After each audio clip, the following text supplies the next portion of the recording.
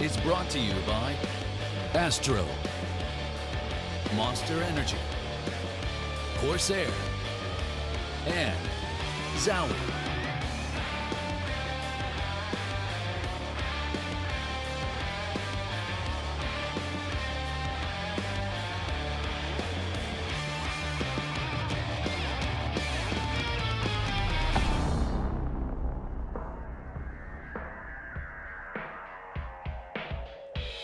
Yeehaw! We're back. Austin, Texas is the location. It's beautiful. You can see the sun was setting just yesterday, and now it is rising with some Counter-Strike. We're going to be starting off our day with already a result for Hellraisers, flying over from the European Counter-Strike realms, and now already doing damage versus the South American side, LG.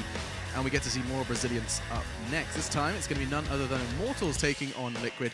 I'm your host, Machine, and I'm joined by a brain trust of Counter-Strike knowledge that's hopefully going to help shed some light on how this one's going to go down in North versus South America. Joining me first, the introduction goes to Halvor Vendetta Gullestol, the Norwegian mind, who hopefully is going to tell you a little bit more about the boys from Immortals. We've heard already that LG couldn't quite be up to the task. Maybe they will be. But before we do that, of course, an introduction for his debut on the Counter-Strike panel, official debut. Yep. It is, of course, none other than Eric Adrenhogue. How's it going? Getting better. That was better. Yeah, not bad, not better bad. than the first one. Adren. Adren, not Adrian. Because Adrian is the other guy. He's There from you go. Kazakhstan. Well, There it's we like go. this. I don't know. It's so I confusing. don't know how you say his name. Because you're from Adrenaline. Right. Yeah. Adrenaline. Adrenaline. Adrenaline. Exactly. Adren. Not Adrian, which I think is his. Life is confusing when you have more than one of the same name. And I'm pretty sure if you watch like a cast of you, they go between the two. Or is it Yeah, just like I me? think last weekend at the summit, people were tweeting me like, "Oh, Adren, you're nuts." You Like, I know. Yeah, just popped on a Gambit shirt, headed over to Tweeting me Kazakhstan. highlights and stuff. I'm like, yeah, whatever. It's all me, man. It's all me, baby. Maybe you are like this kind of, you know, like Split. You seen that new movie? You're actually just two different people. Next level. James McAvoy, you've seen it? It's like M. Night Shyamalan. It looks pretty messed up. It's like he's like 50 different characters. I've not seen that, but it does sound pretty It's trippy. pretty trippy, yeah. But we all know Shyamalan makes the best movies. He was dead. Mr. He was Shyamalan. dead all along. I still haven't seen that movie. Okay. Moving away from spoilers, and hopefully you guys can give us some spoilers on the game, actually, not moving away at all. Starting with you then, Eric. We'll bring up the groups and we can talk about a little bit about the... You described a bit of a group of death is where we venture to next. Group A's had its first game, but, I mean, this just looks, I mean, in my mind, stacked. It is, yeah. I mean, with G2 obviously being the outlier here that should go through with a 2-0 victory, but I mean, everyone here can beat each other. And I think Liquid, Immortals, and Cloud9, they play each other so much. They really know how each other play. So, I mean, any of these teams can beat each other. And they're so close in terms of talent. Yeah, Immortals Liquid could prove to be fantastic. The fact that they scrum a lot will be discussed in a moment, but first Group A as well. Halvor, we've already seen our first game, but I mean, the big names in this one, is it safe to say we're looking towards Hellraisers as a bit of a lock-in, and then that initial match looks a bit closer on the bottom side of the bracket? Yeah, especially with how Heroic's been doing for themselves as of late. Honestly, been pretty impressive. In many ways, we've seen them obviously coming out of, I think it was Katowice where they ended up top 4. They look good, yeah. Yeah, definitely unexpected to a lot of us, but you know that's the kind of talent they have within that lineup. But still would have to kind of give it a tiny bit, you know, in the favor of Gambit though. Gambit's been looking really well, coming off of Summit now with the second spot or second place placing there. Yeah. Not too shabby, you know. If only SKR are the ones able to top you. That is going to be the question, isn't it? As this weekend rolls on, is the will Gambit break this curse of just grand finals and not converting? Zeus in particular has had a real bit of a nightmare of actually getting that trophy in his hands despite getting ever so close. But that's a story for another time. For now, as you can see, players are setting up on stage. And I'd like to start this discussion, actually, Eric, just while we have you, with Liquid, because you were just sitting down talking to Steve from Liquid as well, getting a little bit of additional insight. I know you know these guys incredibly well. What are your primary observations regarding Liquid and the current state of affairs, you know, moving players and trying to find that stability? Well, I think right now they have the most complete NA team. I think they need time, but I mean, in terms of roles, you have all the talent that you need, and you have the right roles. You have JDM on the op, you have Stanislaus as your in-game leader, then you have Nitro, Elige, and Twist doing pretty much anything that you need them to do. I mean, Elige being entry, Twist being a super good talent. So, talent, everything. I don't know if they're going to be clicking just yet, which is why I think I have Immortals maybe edging them out. But I think over time, if they can keep this roster, that's the hard part. If they keep this roster and make it work. I'm going to poke you with that one. I'm going to try and draw something out of you. That's the hard part. Why is it so hard to keep a roster together in America? You know, there's so many issues. There is? Well, I mean, just this is like a 2-hour podcast question. Of like, yeah, I think it might be too long to talk about, but people are always just looking for the grass is always greener if you of course, get a new fresh player in and whatnot. But I think now they have the perfect team and just do you echo those thoughts, Halvor, about the idea of them having everyone in the right roles? They've got the complete North American roster at this point. I think a lot of the pieces fell into place really when they got Stanislaw in that lineup, obviously, and I think in terms of swapping Pimp out for Twist, I do think you get a fairly similar player in terms of what kind of role and purpose they fill within the team. It's just that Twist I think has a bit of a higher upside as of right now. Plus, I think it is nice for them to play with like a full American lineup in that sense, and not necessarily have the small communication hiccups that could happen when you're playing with someone who's not a native speaker and so on. So I think it's looking promising going forward, and I think it's going to be really exciting to see what concoction that Stanislaw could be able to conjure with this new lineup, because we've seen what the core of this lineup has done in the past. Obviously, getting really far at majors, getting to finals of majors. Actually, obviously not getting all the way there, but they definitely have the raw skill in that lineup. I mean, how many of that roster were doing that damage at the majors? It wasn't many, was it? It was. Elige and Nitro were absolutely beastly. Yes, true, and as was the Ukrainian who just ran around killing everyone. That certainly helps. It's pretty helpful to have that kind of guy, but maybe that's where JDM and Twist can fill the gap. And I think from a strategical point of view, they're probably way stronger in that sense with Stanislaw in the lineup than what they were back then. We should give some words to Immortals while they are on our screens. You can see the twins are doing battle. I do love that storyline. Henny and Lucas playing on the same team. And I mean, it doesn't get much more synergy than being twins, does it, in Counter-Strike? No, you do got that telekinesis. I'm pretty sure they communicate in their twin language. Yeah, telepathy. Yeah, 100%. And one thing that's been really cool, at least following Immortals through Pro League so far this season, is that one of the not so much talked about players on that team, the other twin of Henny, right, Lucas, has actually been their best performer or across the board, which is very unexpected, really, especially when you consider how he's been doing at offline events, really, with the squad, and that hasn't really been too much to write home about. So I think for him, this is a good opportunity to kind of make his stand and make sure that everybody knows everybody knows that he's going to be a contributor in offline environment as well when they're going up against as tough opponents as Liquid, as G2 or Cloud9. I am thoroughly excited to see just how far they can push this. Of course, Liquid they kind of been on a bit of a tour. We saw them over in CS Summit not too long ago, and now we get to see them here. Let's see how things start for them. The veto has begun, though, Eric. I'll throw this over to you just to see if there's anything that strikes you as particularly surprising. I mean, in best of one, I presume the vetoes aren't particularly outrageous. Let's look at Immortals. Nuke gone, Cobble gone. These making sense to you? I thought Immortals had quite the good Cobble at one point. What's on my brain right now is I don't know the difference between Henny and Lucas. Which one has the tattoos? Lucas is the tattooed one. Lucas, okay. Now it makes sense. Now I know. Yeah, I got you, man. I got you. I'm actually worried here. I'm curious as to why Liquid has not removed Inferno yet. Oh. Because, I mean... Because they looked good. Immortals did, didn't they? And Eric has mentioned this, the fact that they do play each other quite a bit. And the last couple of times they played against each other, it's been Cobble and it's been Inferno back and forth, and they just traded maps amongst each other, with Liquid winning the Cobble games and the Inferno games going to Immortals. I guess, Liquid do have the latter choice here to what they want to go for. So I'd be very surprised if we see Inferno coming in here. If they pick that, that's just like straight up. Oh, that's what I'm thinking. Yeah, it would be Inferno there. But I mean, Immortals vetoing Nuke, which is really good, because I think that's actually Liquid's best map right now. And then I've heard from Steve that Overpass is not very good for Liquid right now, so they wanted to get that one out of there just because it's a bad map for them. So Inferno for both teams. So I think it's a strong veto from Immortal's side, especially as you mentioned.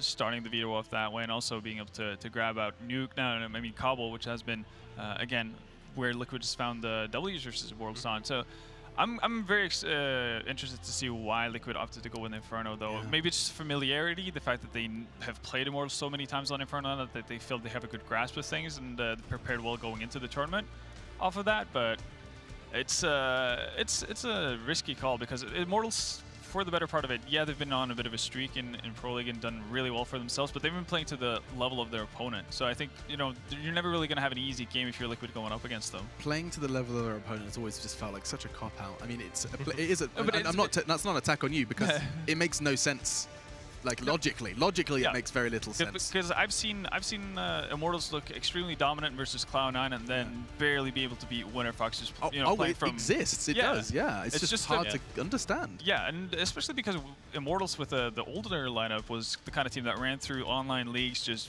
straight up rushing people, holding W down, and the entire round, and being out of the server in 20 minutes with a 16-3 win.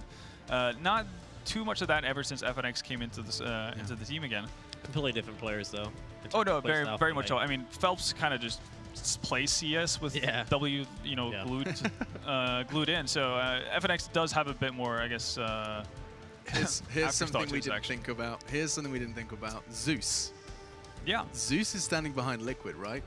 Now we've also seen Zeus. I mean, he's definitely buddy with Immortals. He didn't he? He also dabbled. He had the tag by his name he played, didn't he? Or yeah, he did. I'm not mistaken. Yeah, you're not going crazy. I mean, it didn't go great for him. It wasn't a fantastic experience. Did you catch any of that? Wait, adrenaline. You got it. Thank you.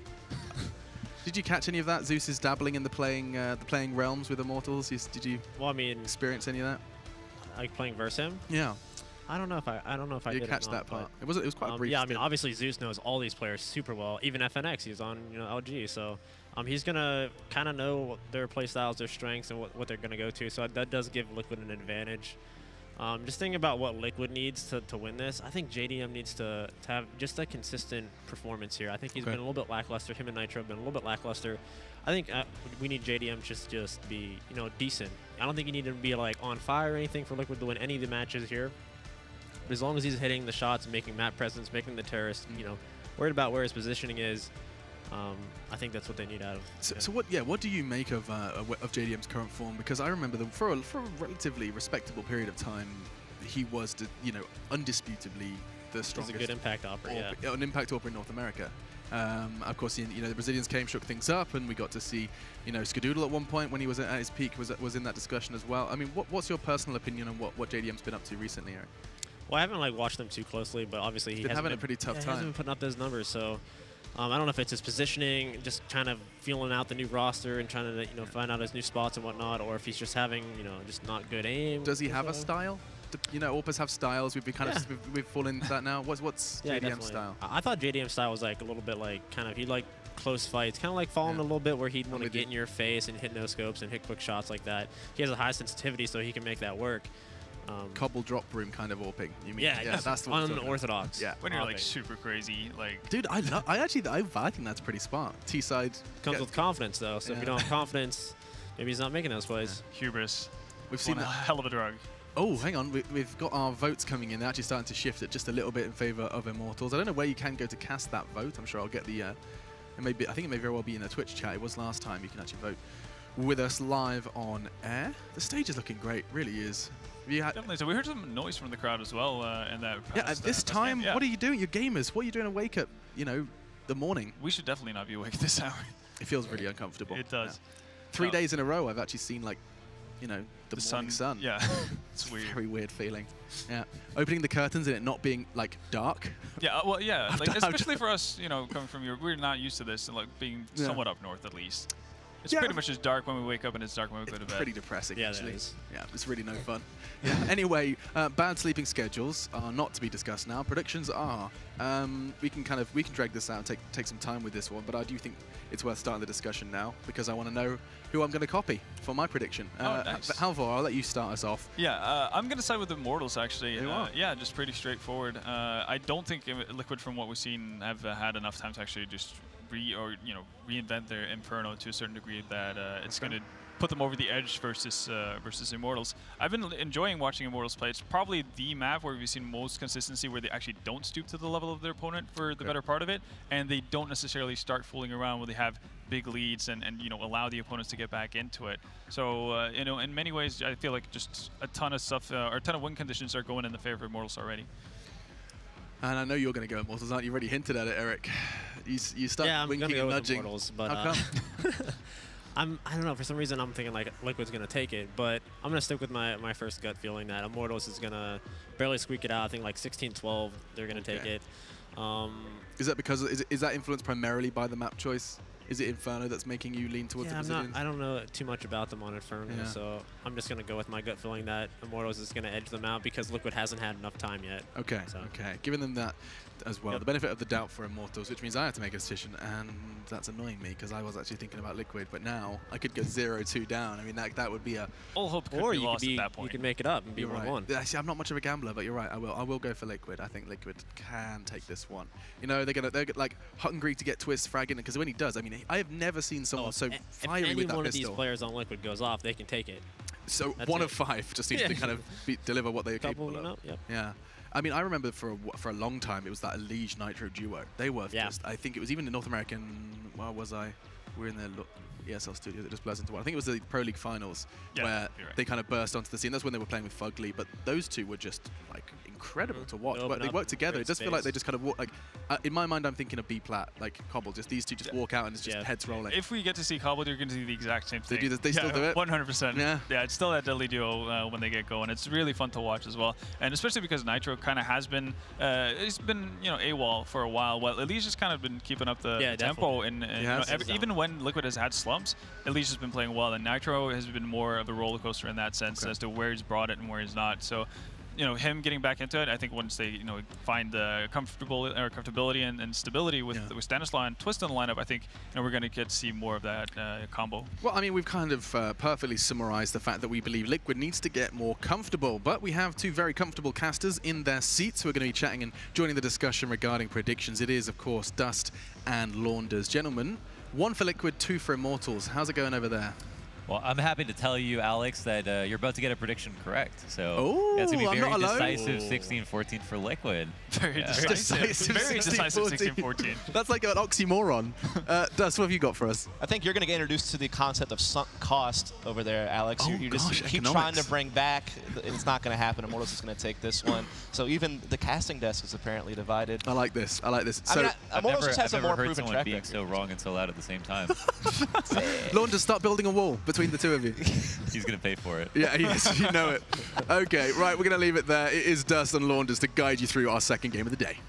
Indeed. I have to just go with the Immortals off the fact that I just think they're more proven. I think they've only lost it once since they put this 5 together between, if you combine offline and online play, they only lost it 1 time. They've played it like 7 times, so really good record. Meanwhile, Liquid, they don't really have a convincing win rate on the map. And so, yeah, sure, it's certainly possible with Inferno being so new that maybe they've cooked some new things up in practice and maybe they're going to bring something new to the table, which would be nice because I feel like the play on Inferno is kind of stale. Doesn't it feel that way? Like, it feels like everyone's approaching the map the exact same way. Everyone pretty much has the exact same playbook, and it's just about which one they go to and how often they go to it. But everyone pretty much has the same approach to this map, it feels like. Yeah, I think the new meta is more leaning towards, at least right now, that top B control is like really easy to be taken if you delay it.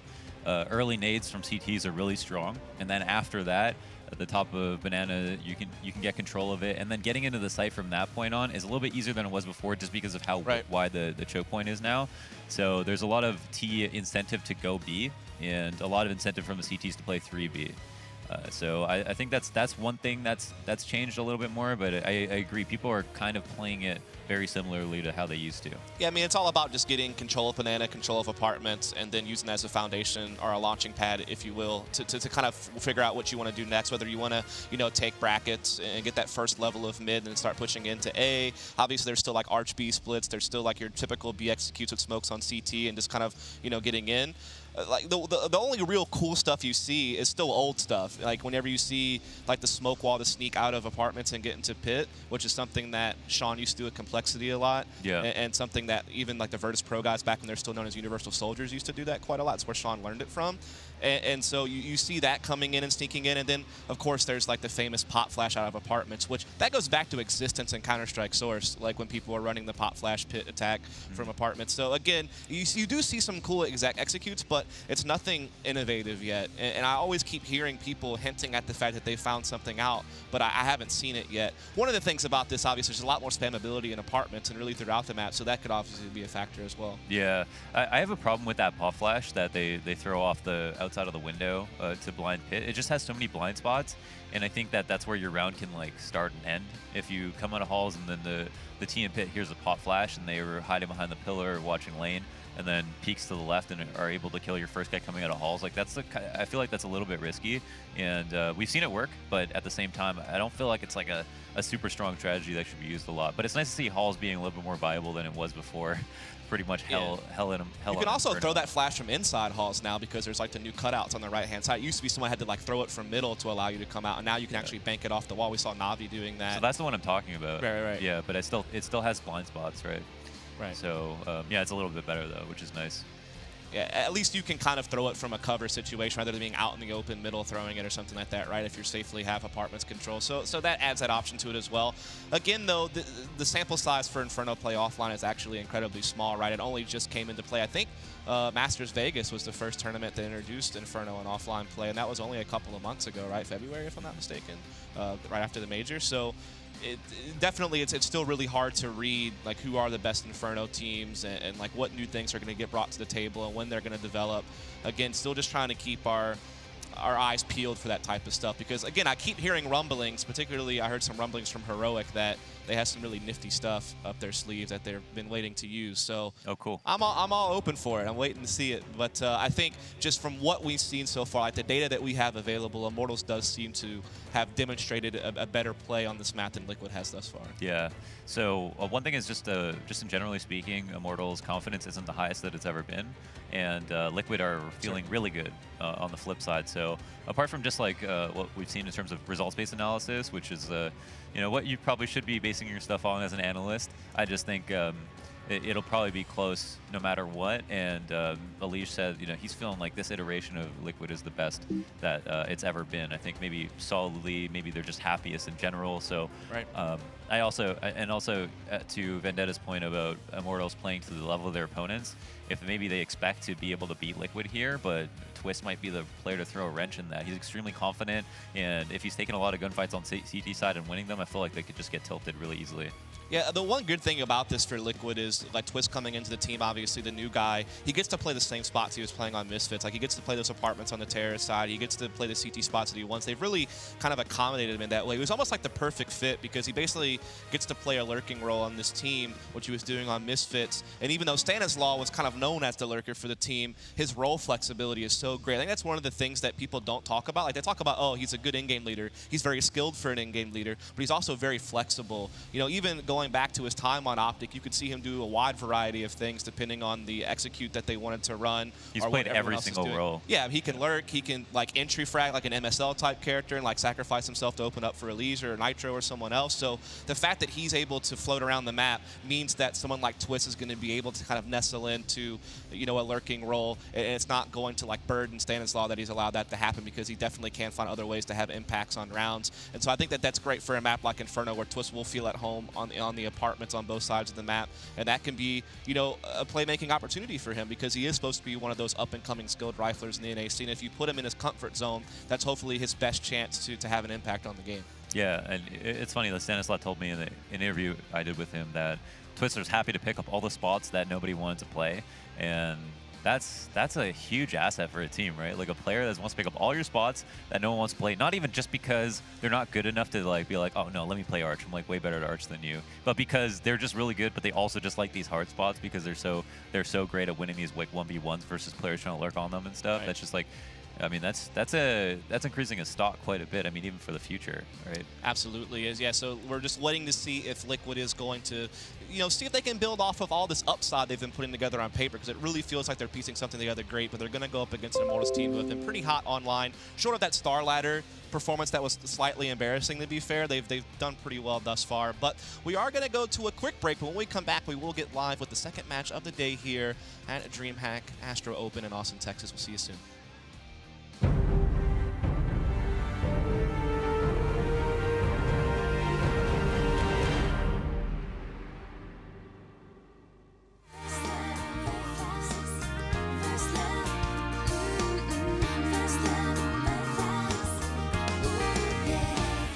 That October there were pumpkins on the front porch of the house that we picked at this roadside farm stand.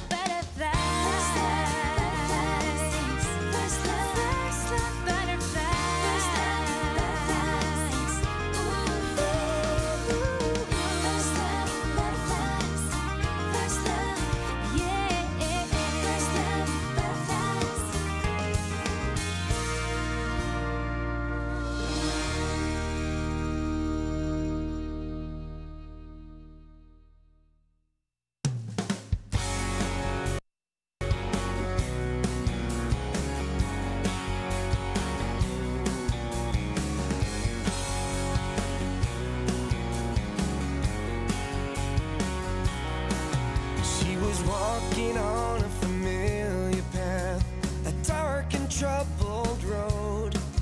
When the wind blew and pushed her off to a place unknown, it was unsettling and curious, but things were looking up. 'Cause when she turned around, a brand new path was what she found.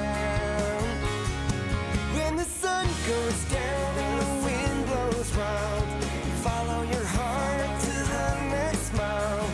Life can lead a tender soul astray, so follow your heart to another day.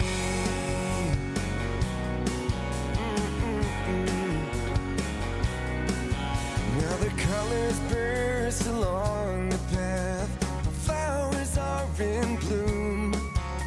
She's seeing everything so clear and knows what she must do. Now the gray and lonely past is gone and things were looking up. It's about time to turn around. Her whole world's been upside down. When the sun goes down and the wind blows wild, follow your heart to the next mile. Life can lead a tender soul astray, so follow your heart to another day. Another day. At this moment now, she's making her own destiny. She's never going back down that road to pain and misery. No, no, no.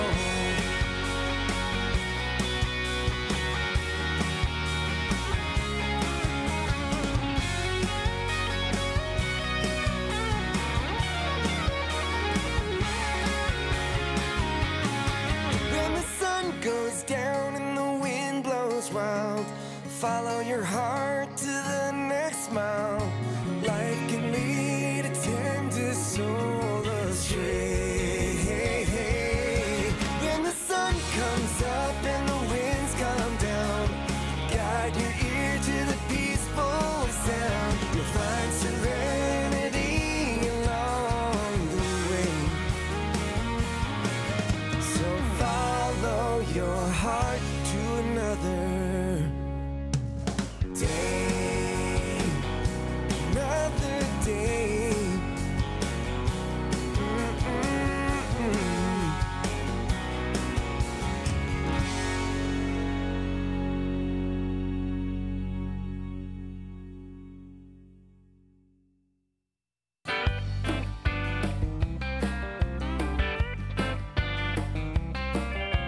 Alone in a corner with a frown on your face. This is a party and you're looking kinda out of place. Thinking what you woulda, coulda, should have done. It don't do no good and it ain't much fun. Worry don't pay, it wastes your time. Wears you out and makes you blind to all the good stuff along the way. Hey, hey, don't do it, honey, 'cause worry don't pay.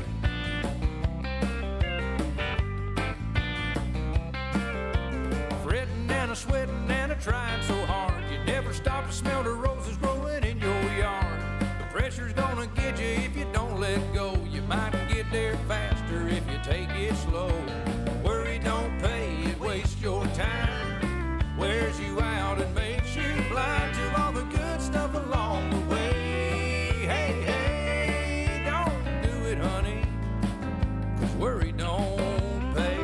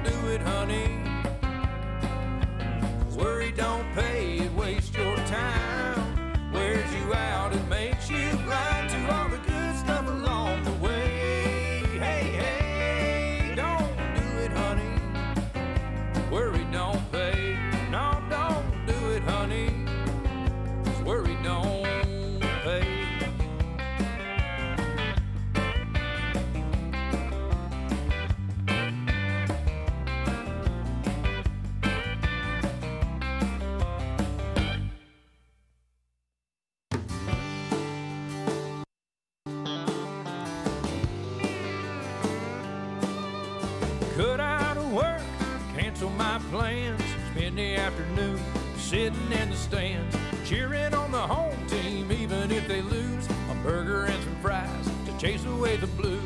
Rock and roll song floating in the air, we all sing along, happy to be there. If you don't like that, you don't like a living. You're waiting on tomorrow, you're gonna miss today. Take a look around, that's where it's at. You don't like living if you don't like that. You don't like living if you don't like that. Hot Rod Club pulls into town, parked at the Sonic, the sun goes down. A 57 Chevy, a big full moon, pretty little waitress getting off soon. We got the radio and a dashboard light, we got the open road and a sweet summer night. If you don't like that, you don't like a living. You're waiting on tomorrow, you're gonna miss today. Take a look around, that's where it's at. You don't like living if you don't like that.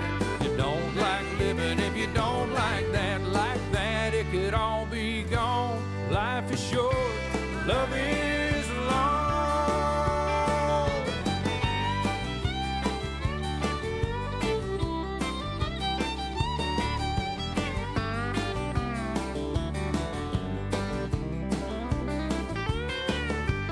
Looking at the stars, watching the morning come, sitting by the water, waiting for the sun. If you don't like that, you don't like living. You're waiting on tomorrow, you're gonna miss today. Take a look around, that's where it's at. You don't like living if you don't like that. You don't like living if you don't like that. You don't like living if you don't like that.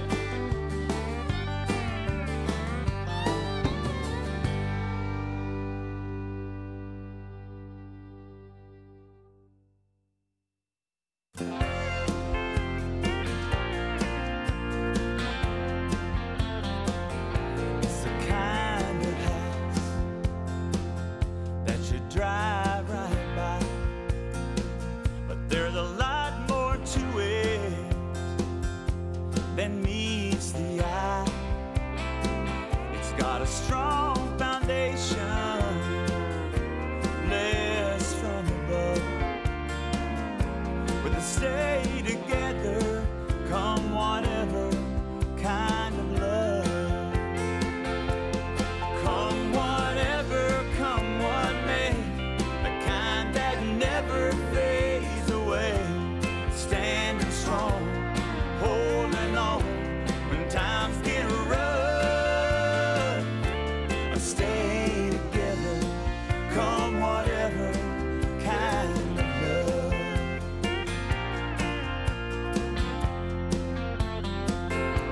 The touch of a hand, an afterward kiss.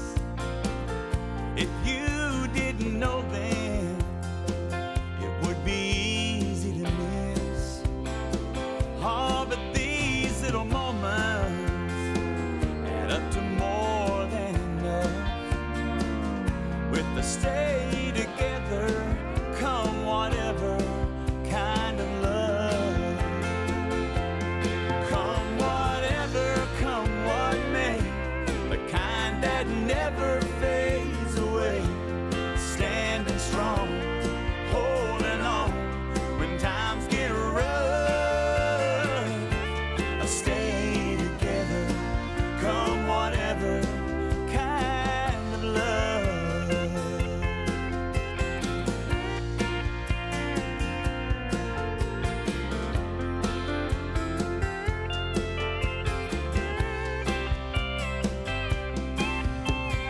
One heart to another, two of a kind, leaning on each other, one day at a time. Come whatever, come what may, the kind that never fades away, standing strong, holding on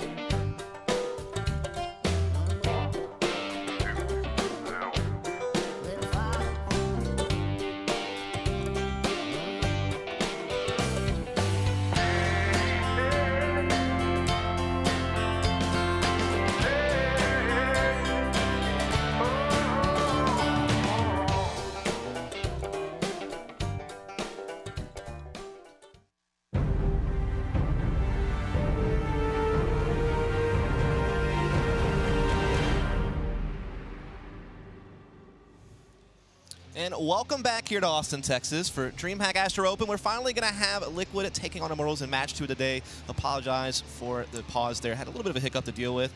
Our darn casters forgot to hit the start button again. Yeah, but at least we got some Kekona jams. We did. Brought dust right back to home. Right back into the bayou with the good old banjo on the dirt roads and Budweiser. Speaking of Budweiser, there's Bud Light out there. There you go. Found a way to plug that one in there somehow. So you can drink one, crack one open with your dog in your pickup truck and have a good old time. I know there has to be some Stevie Ray Vaughan or something on there, like please save us with some high energy, good guitar or something like that. As the knife round did in fact go to Immortals while we were off stream, by the way, so they will get started on that CT side first. And so that is, what do you think about that? I mean, is side preference to you like that big of a factor? Well, you know what I think is cool is that right now in CS there's like the least amount of talk about what maps are what side than there have been ever. Where it's like before all the maps got changed out, before Inferno, before Nuke, before they got their remakes, they were maps or even Train, right? These are 3 maps that were like extremely CT sided, and now there's just less talk about CT side in general, or maps being very CT sided, which is nice. It's been pretty even. Sometimes it just comes down to like your playstyle as a team and who's better on what side, just in terms of strategically, or do you feel more comfortable on T side? There's room for that. Like it's not just about, ooh, it's a very close flick. Nice entry from Elige. Lucas pushed back into first oranges, and Liquid are going to hang out for a little bit because they don't know if there's a 3B stack. FNX, though, in the process is going to be able to get a kill, I think, with a nice peek down mid. Very important to trade in that situation. It looks like they're going to be taking their talents back over to the other side of the map. Indeed, moving away from Miami and back over to good old Ohio. LeBron James. That's a good move, right? There you go, there you go. As we do have the rush coming in right now for Team Liquid. Lucas here at the back, anew, trying to see what he can do. Does find the headshot there onto Elige. Steele coming in as well with a couple of frags, and so this is now being shut down despite the opening pick from Liquid. It's just all on Stanislaw now, and FNX will put him out. So opening round does go to Immortals. Despite that opening pick, didn't really hinder them too much. I like that they decided to just hit something right away. I think it made sense to figure out where they should go afterwards. Getting the opening 5v4 is really big, especially that early. And then, whoa, nice shots from Steele on the players crossing. But Liquid didn't know that if they rushed B, there would have only been one person there. They probably would have got the plant, probably got the round. Even still, I think it was a good call to reassess the situation and try to make it a 5v3 first, or at least get some info before hitting a site. Good nade. We are going to see. Yeah, that's a nasty one there. So much damage being dealt to guys like Elige, Stanislaw, and Twist now as they're all past halfway. As this was, of course, one of those kind of Tech 9 armor-up buys as they were trying to get some apartments control, and they just got absolutely hammered. Now they're just kind of sitting back and do some aggression from Immortals here, down Banana as well. Henny with the UMP, looking to see if he can take aim at someone on the top of the stairs, but no one really revealing themselves here, as most of Liquid seems to be gathering up over towards alt. One smoke in the hands of Elige JDM, and that smoke goes out and over. It looks like it's just to help them go, or it looks like it's supposed to cause a distraction at Arch, and it's actually still on the other side of it. So they're starting to make some progress. The bomb isn't anywhere close to being planted, which is what we're mostly watching for, as they don't have much money to do anything else. But there is an armor buy, actually. And it seems like Steele has just moved through right after someone has walked by. And I think... Oh, whoa. Nice entry. Yeah, that's Nitro bringing it back in, but he's going to be able to get that bomb back as well. They're starting to run out of time. They're down to 35 seconds here. They do have control of Library and Archway. There's still a couple of players towards B, so they can't really push spawn and go there. And they have to try to attack to an A-bomb site where you do have someone that's kind of nestled nicely inside the pit. That's going to be Bolts. Nitro takes out FNX. That's lighting it up the defensive bit. Still a 3-on-3, however, and Bolts remains. He's going to be able to get that kill on the Stanislaw, but he's unaware maybe of apartments. But it looks like he gets in the position right at the right time. The pop flash will not really phase him, but Twist still finds the mark nonetheless, but they're running out of time in this 2v2. They need to get in here and plant. They finally do, but Henny has been able to push around lane. He's meeting up with his teammate Lucas, who's already over here swinging into the site from Moto. Damage going down. Twist is out of the equation. Now it's all in Nitro. 1v2 gets one kill. Can he find the second one? Can he put that round on the board? He's trapped behind the box, and Henny will stamp him out, and that will be 2-0 for Immortals. Really nice pre-fire from Henny to stop him from exiting, but holy smokes, did Liquid come close to winning that? And getting the bomb down was huge. The fact that that opening grenade came out and they only had one smoke to their name, it seemed like they were just going to fall apart really quickly, but that lurk smoke through Arch ended up being a really great idea, and Steele playing on the other side of it. I don't know if that was a timing thing or if they knew he was going to adjust as soon as they saw that smoke, but ended up making a lot of sense. And then, of course, Nitro getting 2 or maybe even 3 kills that round. Huge plays. Yeah, he almost really made that happen. And I have to say, just to talk about Nitro a bit, I really feel like he's been coming alive lately. I know he was in kind of a slumping period, and he was certainly getting criticized, but now it seems like he's starting to find his groove again. I mean, I think he's starting to get his place back as more of an entry-type guy with the Liege and really kind of settle into that with the lineup change that they've had, and he's got a true end-game leader behind him again, so hopefully that will mean that he's kind of making his presence known again, as we are going to see a third round that's very similar to the last one for Liquid as far as what they bought up, and again, Immortals going to find that opening, pick down Banana. Yep, those kills come out. Unfortunately for Liquid, they're down to 3, which makes it even more possible to save anyone from getting killed when you have a man advantage where you can just hold these crossfires. Bolt's really nice reactions on that first kill. Nitro, the threat from last round, is out of the round. And Twist up in Halls, very little chance of a plant right here. Full banana control taken, everyone peeking mid very confidently. Bolts has some info now on Halls, and that Twist is there. It looks like Stan's made his way back into ult. Any kills they get will be worthwhile, so it's important that they take their time if time permits them to create those opportunities. Twist gets into a fight here with FNX inside the apartment. It's going to be on the losing end of it here. Now it's all on Stanislaw. And a 1v5, his chance of doing anything has been eliminated. So it's going to be the 3-0 start for Immortals. They did take a little bit of damage in that previous round, that is for sure. But that one was pretty crisp. They got away with that one without really taking too much. And now we are going to see, you know, what type of buys they want to make. Looks like they want to hold onto those UMPs. Henny not going to spring for the op right away. See if he can't get more out of that SMG, which totally understandable these days. JDM, of course, will have the op right away, as he is certainly one of those oppers that almost always wants to have it every single round possible. That's just been a trademark of JDM, and it's really no different here on Liquid, as again, we're going to see a little bit of a forward presence from Immortals at Banana. Yeah. A lot of nades expelled early to make sure that no one goes up Banana. Again, CT-sided nades on Banana are extremely powerful right now because they've cleaned up that whole lane so that you can't really mess up at all. Where grenades used to get caught on pillars, grenades used to get caught on the fence, and that can't happen. So it makes a lot of sense to do that, especially when you have just one around, so you've got more utility. Bolt's going to throw down a Molotov to defend against his mid-control. Can't help steal out either. Nitro and himself both get kills. Really great start to this round so far. FNX up in Halls, and they know that he's throwing a nade, so he's either in pit or here. Oh, ends up getting a kill with that Molotov. I have no idea how that happens, but that's going to maybe help Immortals get back into this. And now Henny, he pushes through B. He's flanking through middle. He gets a kill. Lucas now chiming in as well. And so it's just going to be Elige and Stanislaw. Elige is able to get the pick on that FNX. So now it's going to be a 2 versus 2 post plant. Liquid trying to see if they can find their first round with the retake. Is heading in now as Lucas also eliminates Stanislaw. So now all on Elige, smoked off in the balcony. Very low on HP. Going to begin trying to creep out here, but that defuse has been started. Is he going to be able to find the spam? No, he cannot. Henny with the cover. And so Immortals with the 4-0 start. And this is another round where Liquid, they have a good beginning to the round on their openers, but they just can't close it out. Yeah, that's absolutely unacceptable. You get 2 kills at mid, you get the crossfire at mid, you know that there's one person pit bottom line. You know, like if you kill any other 2 players, you're not sure where the third person is for sure. And so they had so much info, and then FNX stayed alive in Halls. They weren't able to come up mid fast enough. Henny was able to fast flank up mid, calling out the fact that because they held on to B control, that they knew no one was there at bottom Banana. So I think that's something that Immortals did really well, is that they stayed aggressive on Banana the whole time and had that info. Now the rush up B is not going to be good. The molly in front of the smoke, oh my god, it's giving them the wrong idea. They're running through it and just burning alive and getting sprayed down in the process. Fantastic eco cleanup from Immortals. And yeah, it's so powerful to throw the molly down in front of the smoke. A lot of people won't be able to hear that. Yeah, just the twin power over there at Banana, doing great things. And he hasn't even had to pick up an op yet. He's just been able to stick on rifles for now, as he has an AK in his hands. It's been recycled, and he's banked up 10K.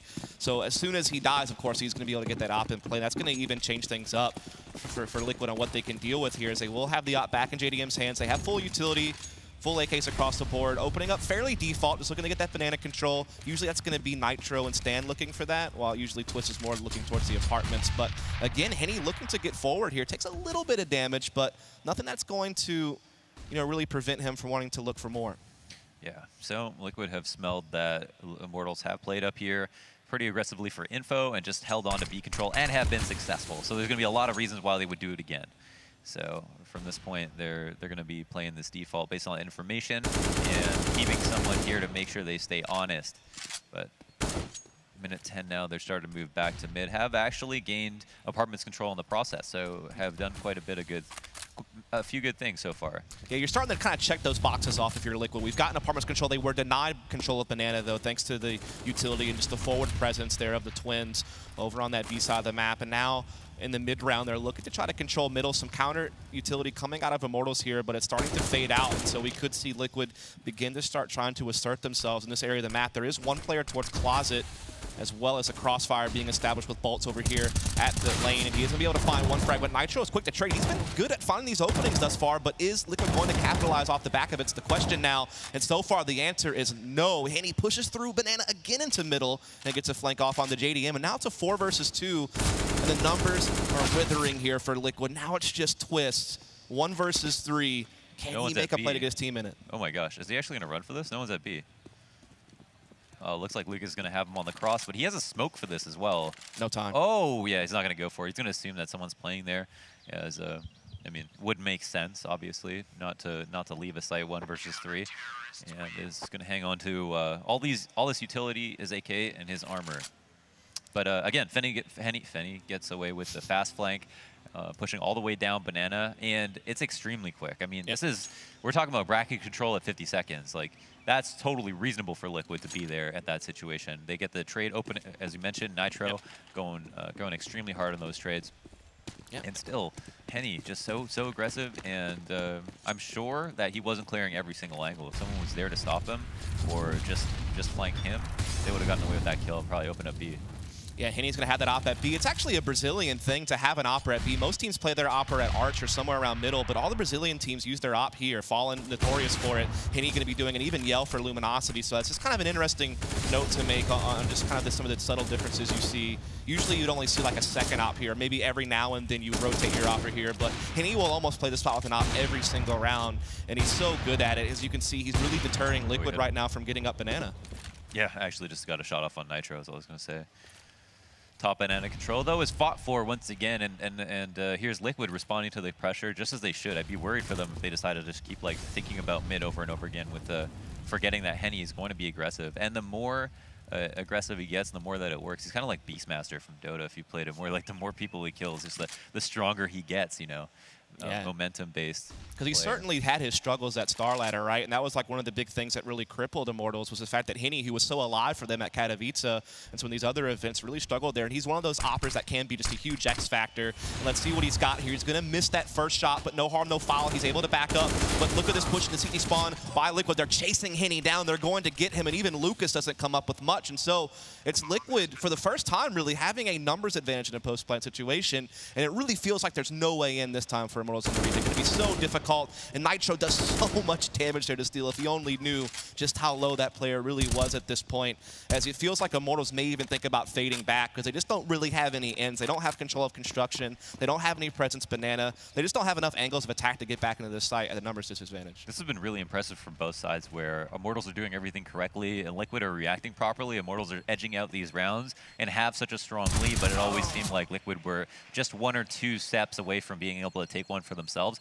And here it is. They do grab one. They manage to keep 4 alive. Nitro is fantastic. Jumped through that smoke after I'm sure Steel called that he jumped through it. And FNX almost getting 3. That would have been a huge pickup. But him going down is a good thing for Liquid for sure. Yeah, I mean, Nitro's really come alive in this game. I wish I could see how many first kills he's got this game, because it feels like even on rounds that Liquid have lost, he's been like the one to initiate things off the top and be able to find like an instant 5-on-4 for his team on multiple occasions, or, you know, really setting up Liquid to trade well. That's good to see him back in that rhythm, because that's when he was at his best in like mid-2015 or so, that's what he was always known for, was being able to do that. And I think that's something that Liquid needs to harness again. So you're going to see Henny, again, trying to get aggressive with that out. Takes a lot of damage, but still able to get out of there for now. Yeah, it's important to make sure that that people are afraid of you. And there's a leash to find an open and kill FNX, the Halls player, the most maybe important player on the round. 4A goes down. Bolts, however, picks up the 2K. Completely white, has no idea what he's done and how great of an impact he's had. And JDM is going to be the man to know that there's a player trapped in the site. Steel wins that very important 1v1 duel to bring it from a 3v1 to a 3v0. Picks up the second one as well. And we can't escape the meme. 7-1 for Immortals. It's like inevitable that eventually we'll come across that, right? As I mean, I think that's one of the biggest things that Immortals has going for them on this particular map is the fact that you have two Rock players like Bolt and now FNX who's come onto the team who are both known as being really good side anchors, and they're basically anchoring the A-bomb site together. So it's going to be so hard to break through that 1-2 punch, if you will, of being able to kind of double up pit, balcony, site, and just be able to really hold off any type of apartments or lane pushes. Yeah. And Steel doing a pretty good job floating on the other side, but Elige again find that opening pick onto Bolt on a limited buy, and we'll see if they can follow that up or not here. As of course, Liquid many times have gotten into this type of situation, but they've only capitalized on it once. Hey, look at this. They're actually baking them into a boost, and they're taking the Halls control. So it looks like they want to do an exact that'll probably have nobody to, I mean, almost certainly no one's rotating into pit this late, excuse me. Nitro are going to be flashing lane to support this execute, and they're going to have a sight to themselves. Lucas is going to be the first opponent to take duel. Gets takedown to 20, also gets a kill. So that's very fortunate for him, but now it's a 4v3 in favor of Liquid. Bomb's going to get planted. Molotov in the hands of Twist, and FNX Steel. Henny, absolutely no utility. Yeah, getting in here is going to be so difficult. They do have a couple of kits. They have 1 HE and 1 smoke as FNX trying to dance around the edge here at Moto to see if he can have any bullets land their mark, but to no avail. As now Henny begins to prod in with the op, looking for something here, but nothing going to happen. In fact, Steel's going to go down, but he does finally get the reaction onto Nitro, but he's just running out of time at this point, and there's just no more openings to be found, it seems. And so Immortals are going to have to concede, it feels like, unless FNX can keep this up, but I guess there's just not enough time to push in there now. And so despite the fact they lost a lot of numbers, they'll survive and get the round. I feel like FNX doesn't even need to run there. I mean, Immortals, yeah, I feel like Immortals here, they just want to do as much damage as possible, but Liquid do come away with a round on the eco. I don't know what possessed them to go Halls in that situation specifically, but it's really surprising that pit was clear, just completely open. It's just the exact right thing to do. Yeah, definitely great stuff. I mean, I think Elige did get some type of pick over towards apartments or windows. So maybe they just felt like at worst there's going to be one guy in pit, and hopefully we can just overwhelm him with that pop flash Nitro did. And it certainly works out there for Liquid. As now that's another round. And again, they're doing great getting these opening picks. And now they're starting to build off of them to get rounds. So we are going to see them a little bit better off. And look at Henny just sliding through. Unfortunately misses that shot, but no one can really give too much chase. Yeah, I don't think they want to deal with him. They want to deal with him when it's safe, but they mainly just want to make sure that it doesn't feel comfortable peeking ever. And he's actually had like a couple of clear shots in the last couple of rounds, but I think just got unlucky and missed. I feel like he keeps finding this little timing window where he's getting in front of that first molly that is thrown, and he's able to take a peek, misses, gets a shot this time, but Nitro very good response. And with the follow-up, so again, that form setting in for Nitro as they will take full control of that B-bomb site. Smoke goes down on CT. Steel not going to be able to find anything because of that. And they're, again, at a man disadvantage. They have no presence on the B side of the map, so they just have to all force their way through CT. Steel does get a spam kill onto Elige with the smoke, so that will give them at least a chance to even the odds, so to speak. It's now a 3-on-3. They do have utility. They do have kits. They have those incendiaries to force players out of those corner positions, as they have a double up here over towards the dark corner, so there might be a chance, but Nitro, he's going to be boosted up and off angle they may not expect, and he'll take off FNX. He's going to look into fire up, and he does it! The ace from Nitro! He's here to play, boys. Damn. What a beast performance so far. The hero of the match. I mean, that's off the back of 2 entries, too. And it's also been trades. I mean, his team has ended up dying, and then he gets the first kill on the trade. Here's Henny to get that really nice pick, and Nitro swings out perfectly wide enough to get that first kill, and Lucas through the smoke. That was nuts. That second kill that Nitro gets at Banana changes everything, really. Like, if he's not able to get that second kill, maybe that plays out differently, but just really efficient play there from Nitro. And now Immortals, they're going to be on a bit of a save. They do still have that op on Henny. They have some utility on Lucas, and of course some armor and kits to go around, but obviously very limited on what they can do now. And so Liquid, they're starting to hit their stride, but looks like we are going to have a bit of a pause, though I'm not sure what it was about. Maybe something technical. So what is the difference now when Liquid was finding openings and they couldn't get rounds in the 3 rounds that we've seen them now get? Is it just the fact that, you know, the firepower is a bit better, they're getting the follow-up frag better, or do you feel there's something a little bit deeper going on? It's because they're responding perfectly to the pressure, and they're actually, and responses, their responses are actually working. So there's 2 parts to that, right? They're picking the right spot to go, like, hey, we know we need to fight Banana now because Henny keeps feeling like he can run down B, and no one should ever feel like they can run down B. So let's get control of it. And then they get control of of it, Henny misses a shot, and then they're able to do whatever they want. Now, they've been able to do that enough times that Henny's actually lost confidence. He was missing a couple of shots, probably pretty easy ones, and they've also managed to kill him. Now, beyond that, when it comes down to aim, it's been Nitro trading out every other kill. I mean, that is an undeniably huge factor. No matter what side it's been, even on that eco round, he was able to get 3 kills. I think so far he has 4 first kills in total. Yeah, that's an unbelievable stat. Being what? How many rounds are we in the game? 10, 11? Yeah, 12 kills, and Elige being the other big guy with 7. So that 1-2 punch of Liquid is being efficient. Like the 2 entry fraggers, that hit squad that were always so famous in 2015 when they were kind of building off of each other and they had this amazing synergy. They're starting to kind of feel that in this game, it feels like, because some of the other guys, don't get me wrong, they haven't had to do much in these rounds that they've been winning, but they have been struggling, right? Like the numbers on the other players for Liquid aren't there, so it's good to see that kind of the big breadwinners, like the real workhorses for Liquid, are finding, you know, their place in this game, and they're starting to convert rounds off the back of it. But you have to feel like eventually Immortals can recover if some of these other guys don't start clicking for Liquid. Like they need some support. They can't just carry this whole game out, you wouldn't think. Yeah. So I know you've talked a lot about Nitro in the past. So for me, he's always felt like this player who's like, he was just never aggressive, never as aggressive as he should be, right? Because it's just maybe not in his nature or his play style to be super aggressive. But clearly, when he's moving fast, he's going hard. Yeah. Has that been his limiting factor? It's one of those things where I feel like for a while it looked like Nitro was going to be the true star of the team, like before Elige really started setting himself to like being the big name that we talk about now. And this even goes back to when Adren was still the in-game leader for Liquid. So hopefully when he gets on the analyst desk, he can correct me if I'm totally wrong. But it seemed like they were trying to figure out, okay, if Nitro's really our star player, where can we put him where he's going to have the most impact? Is it going to be as a lurk, or when Adren gave up the op, should we let Nitro op? Is that a way you can have more of an impact on the game? And so I think it was like an identity crisis for a while, like trying to figure out how can I produce the most that I possibly can for this team and help us win, since I am one of our best players. And it wasn't just him and his own self-doubt, it's also the team itself. Like, what do we do? Like, you're our best player, how do we fit you in? But it all came full circle. You got back paired up with Elige, and they build off of each other so well. It's like an entry-type duo where it's not clear-cut who's going to be first in. Like, it can be either one of them. But it feels like when Nitro's at his peak, it's because he feels confident, and like you said, he's able to really get super aggressive, and he just builds the perfect thing for Elige to launch off of, to use his own mechanical skill. But in some of these rounds, Nitro's just cleaning house by himself, so that's always nice when that happens. Yeah, I mean, in terms of most clutch, I'd say we've seen Elige just in terms of promise.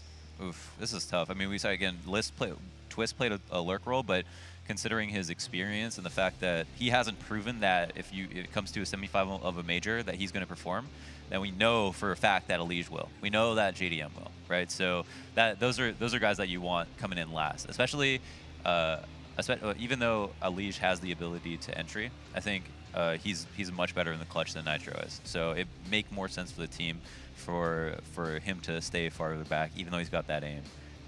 Stan's also got that power as well, but as the IGL, he's got so much on his plate. That might be out of the question. All right, so it looks like we should be getting started soon here. Everyone's trying to unpause the match, so it looks like we should be getting into things soon. Again, if you're just joining us, Immortals does have a 7-3 lead. Liquid has been able to win, I know, the last 2 rounds in a row, if I'm not mistaken. I don't think they've gotten all 3 in a row, but they've definitely won 3 out of the last 4, so to speak. So they're starting to get a rhythm going in this, and that's good news for them, because it looked pretty dominant for Immortals off the top. Like, you know, when they won Pistol, they rolled that into an opening gun round victory. The aggression all across the map, particularly Henny's flanks on Banana up middle, was really just a huge problem for them. And like you said, their response is, okay, well, we're actually just going to fight for Banana now. Like, we're sick of sitting back and letting you push us. Like, we're going to fight for it. And Nitro's been successful thus far. Yeah. Now, this is a tough place to start for Immortals. So they're coming out with this op on Henny, and I think right before we had the restart, he took a peek at mid, and then he was a little bit more passive about it. Ends up missing a shot into pit, is down to 16 HP, and is going to keep the op. So I mean, it's also, you know, you have an op, you can typically get a shot off before getting hit many times in many engagements. If you keep repositioning yourself. Lucas looks like he's got a pop flash ready for a B, and I think the only thing that could mess Liquid up right now is if they decided not to group and hit a site. Yeah, it's like they know that Henny's op was at middle, so they're letting JDM post up to see if he can catch Henny rotating or catch like some type of pistol pushing out and looking for information. That's kind of a free opening frag, so to speak, as certainly all of Liquid now are gathering up over here towards this banana side of the map. We do, of course, have those two players inside the site. Sometimes it can be tricky dealing with someone who's boosted up there, though. Like, I've seen so many rounds where someone's played this exact same spot, and it's somehow multi-fragged around and still won it for his team despite the fact that they were, you know, down in firepower. And this time around, though, Nitro not going to allow it to happen. Swings into the pit, but Lucas with the deagle, maybe he's going to be the one who upsets things. He gets even a lot of damage there on the JDM as well. And this buys time for Bolt to swing around. He's going to find a frag, and everything's falling apart right now. It's all on Stanislaw and Twist in a 2 versus 2. Twist trying to hold off the flank right now, which is certainly on its way, but is he going to catch the right timing? Yes, a couple of shots get missed, so Twist, he's going to be able to react and get back into the site now, as Henny's still trying to take shots through the smoke, but he's just not finding it, and he's so low on health, and so is FNX, really. The kit is there for Henny, so that does give them a bit more time, but now it's going to be all on Henny. He finds the shot. Twist peeks out. Now it's him versus Stanislaw. Stanislaw trying to swing around over to construction. Henny pushing his way in. Jumping up, missing a couple of hops. It goes a couple of seconds, but he's just going to stick it. And Peter, he's not peeking it here. He's just going to get the defuse off, and there it is, the Immortals. They take it 8-3. Wow, wow, wow, wow, wow. What an outplay from Henny. Knew that he was going to stick it. You could tell by the way that he was moving his mouse that he just planned on going for that right away, and it was obviously the correct play. I don't know if they knew how low Henny was, but typically if you are low, you're going to do, the first thing you're going to do is stick the bomb, just because, you know, like, you could try to outsmart your opponent, but if you even fall to a shoulder peek and take one bullet, you're dead. But I'm not sure if Stan knew that. However, it shouldn't have come that close. I think ultimately Immortals deserved to win that round because Twist would have been dead in the first place. He was on Banana, he was helping Stan watch CT, but then also getting flanked at Banana, and FNX missed a few bullets, and he was very fortunate to get that kill. Yes, that peek out to give Henny the chance to win that 1v1 fight against him and set him up for the 1v1 against Stanislaw certainly hurt there, despite the fact that they handled the Banana flank and actually had a 2v1 for an instant there and just kind of coughed it up. And so now, despite the fact that Liquid were getting some rounds together, they've had things kind of thwarted there, because now Immortals, off the back of essentially no investment, have now stolen a round right back away, start building their lead off with. And Liquid, they're looking to get pushed up in apartments. JDM putting his op in a new spot. This is actually huge. Henny doesn't have an op. He wasn't, I think he dropped it for a rifle just before he rotated to B. Or I don't even know. He had the op. He opted first oranges. No one knows what happened to that gun. And now they've given up apartment controls. I mean, this is really big. Henny's playing the exact same spot, except he's got a way worse gun. Ooh. That fire not touching him either, so he's going to be able to hold his spot, and that may catch Liquid off guard, who may have think that would have forced them off. They're going to boost over in their own right. This could get really awkward as Lucas wins the fight. They still have no idea Henny's there. That's a free frag on the Stanislaw for Henny. So now it's an instant 5-on-3 essentially for Immortals, and they're looking good to find this 9th round, unless these 3 members of Liquid can recover it somehow as they work up middle. It looks like they're going to be running up lane into what could be the meat grinders. A player from behind the 7X up in the halls where he has been playing quite often. He's going to be sitting here with the ump, though. The crossfire is killed. JDM misses the no-scope, gets taken down, and Immortals put together another very, very important round. That was the last buy that we were going to see from Liquid for maybe a couple of rounds here. 3,700 on JDM, 3,300 on Stanislaw. 3 rounds in total. Immortal are shaping up a really nice half. Right. And it's all the consequences off the back of losing that 2 versus 1 that Liquid had against Henny. Like, these are the repercussions you suffer now. You know, you had kind of a forced buy round last round, didn't work out, and now you have to do more with less, and you're just basically giving Immortals 3 rounds off the back of that 1 victory. And that's a huge difference maker. That's, you know, Immortals now inching out even further rather than Liquid creeping back into the game. You know, it's so different now how things play out because of that 1 round loss. Whoa. Okay, the Tech 9 entry, the 1-bullet headshot, obviously, kills Lucas, and now Peter, or Stanislaw, is just going to hang out. They like to get that 5v4 and then chill on it, because you don't want to rush into a site, especially not be on Inferno, because a lot of people are playing 3B right off the bat, or a fast rotator in CT that can come up Speedway at any moment. Bolt's going to be throwing his molly down, and Halls, but Twist is going to pay it no mind to be able to stand in his spot. Another player gets taken down. Nitro with the M4 headshot, and Bolt's going to have some pressure applied. Very low HP on Twist, but he's able to get the kill. Oh. And that's it's gone. They're going to be able to get this bomb planted now. It's just going to be Steel and Henny looking to retake in a 2 versus 3. Both do have kits, have a little bit of utility to work with as well. Steel has already made his way into the library here, just kind of peeking around as his teammate is going to be working his way up middle. Puts a nade inside the pit, does a little bit of damage as well there. Not really substantial, but at least gives him some type of indication on what's happening. And he sees that second flash, so now he knows where everyone is, basically. That's going to give all the information they need to try to play this 2v3 out as best as they see fit. And Henny going to find one kill, but now he has to find a couple more by himself. He's stuck in a nasty crossfire, and Elige will finish the job. So finally, Liquid recover. They put another round on the board. Now we're at 9-4. That was actually incredibly close. Henny almost just, I mean, he turned around because he thought Stan died, but ended up almost killing Elige as well in pit. That would have just been a defuse straight up. And Liquid, this is really weird because Liquid lose a round they weren't supposed to, then Immortals do. Liquid just won that round off of some of the craziest pistol headshots that we've seen all game. So that's not something you can do all the time, but I think it's really nice for them because I feel like they've deserved to have more rounds in this half, considering how they've played, you know, apart from the fact that they lost the pistol. Just to have a more competitive second half, get closer to that 16-14 scoreline that we know is coming. And it's another round where Nitro gets the first kill on it, right? I mean, how many rounds does that happen? I mean, he goes down immediately, but that's just my point. He's always finding that opening, which kind of creates chaos, and it sets his team up to maybe have a better chance to make those pistols work. Yeah, that is crazy that he's able to do that again. And he's always doing it from really tough spots. It's not just like he's holding an angle, someone runs down past him, like a CT gets aggressive. He's always like up in bracket or at the top of banana, or he's trading a kill into a crossfire and is able to come out and kill both people, so it's nuts. Yeah, so all is quiet right now as Liquid playing pretty back. I mean, they're up against an Immortals team that have bought what they can, some upgraded pistols and armor, of course, and there is Steel laying down the law with the CZ. As Stanislaw, the other law in the game, he's able to come back with quite the response, but then Boss with the follow-up. And so the numbers are favoring Immortals at this point, as finally the B-Execute is going to be coming in here. Henny will be boosted up with that CZ, so that certainly can be, again, an awkward spot to clear, but Nitro's been aware of it. He cleared it last time. Can he do it again? The answer is no. It's actually the kill to Henny, and all these kills are going back and forth, but Immortals are going to come up with it in the end, and so somehow they still keep piecing together these rounds. Every time Liquid think that they're going to get back into it, it's like Immortals just slam the door again. Yeah, that's really interesting. I mean, they did the exact same thing at B. That was almost like a replay, the way that they were set up, even with those flashes as well. And then Lucas getting the 1D once again from a really tough angle at headshot and pool. And then Immortals just pull it back. I mean, it's really hard to say exactly what's going to happen. I think from now, we know Immortals have really made their stamp, and Liquid are low on cash. They've only got a few pistols. I mean, oh my gosh, no one could even have dropped a P250 for Stanislaw. I mean, Glock is by far the worst gun versus armor in this game. And they give him the op again as well, and he hasn't really had much of an impact with it. He does get the opening kill, though, here onto Lucas, so maybe this is going to give them something, as they'll just continue to clear out B now. Henny goes down. That's Nitro again finding a frag. Spraying, coming in through the smoke, does some damage, but not enough, and the bomb will get planted. They have a 5-on-3. Make that a 5-on-2. Elige coming through as well. And so Liquid starting to come alive here in this last round of the half, trying to see if they can't put one more in before we switch sides, give themselves a little bit of a better chance to come back into this game.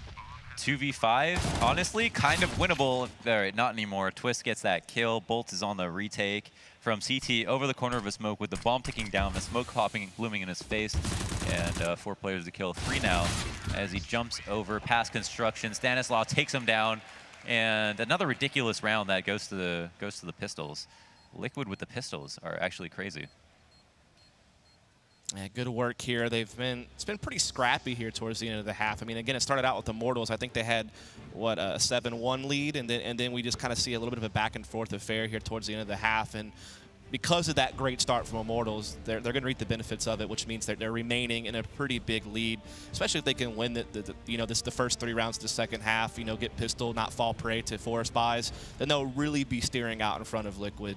So, I mean, Nitro is playing out of his mind right now, but I just feel like he needs a little bit more. Elige certainly played okay, but when you look over at the other side, I mean, the frag distribution on Immortals is insane right now, actually. I think their top fraggers at like 14 and their bottom fraggers at 10, so the spread is absurd. Like, everyone on that team is clicking and making plays and doing what they need to do to take rounds. Definitely. And that's representative of the positive CT half that they had, right? Because if you have 5 CTs that are very spread out, everyone's got to be pitching in, especially if the sites are getting equal attention, which Liquid were definitely going from all choke points and trying to get bomb plants at A and B, either through apps, B, or Arch. So now we move into the second pistol. Obviously critical. Immortals are on 10 rounds, but they definitely could use this lead. I mean, You could say this map isn't as CT-sided as it was before, but Liquid are, I want to say renowned for their CT setups, but that was honestly a lot to do with the trend. As we're going to see them just plow through that smoke. The timing's not quite right. They're going to be able to get through. There is a gap in the smoke, though, at CT, so maybe that gives Liquid a chance to kind of peek into the site a bit more than Immortals were hoping for, as they're just going to storm in the construction area, really make sure everything's clear and get that bomb down. We're in one of those rare 5-on-5 retake situations at this point. No one's gone down. There's certainly been damage dealt around, but we're seeing Liquid just try to run through, but Bolts with the 2 kills in construction. They try to go for the boost over the smoke, and Lucas definitely sniffs that out. Not going to be caught off guard by that whatsoever.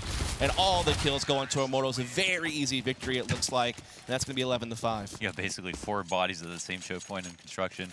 And both teams had the same idea, like, hey, let's wait and walk and explode. And they both came out, and favorable timing for Immortals, obviously, put together their second pistol. It's going to be a huge factor. And oh, wow, I think you got a double headshot.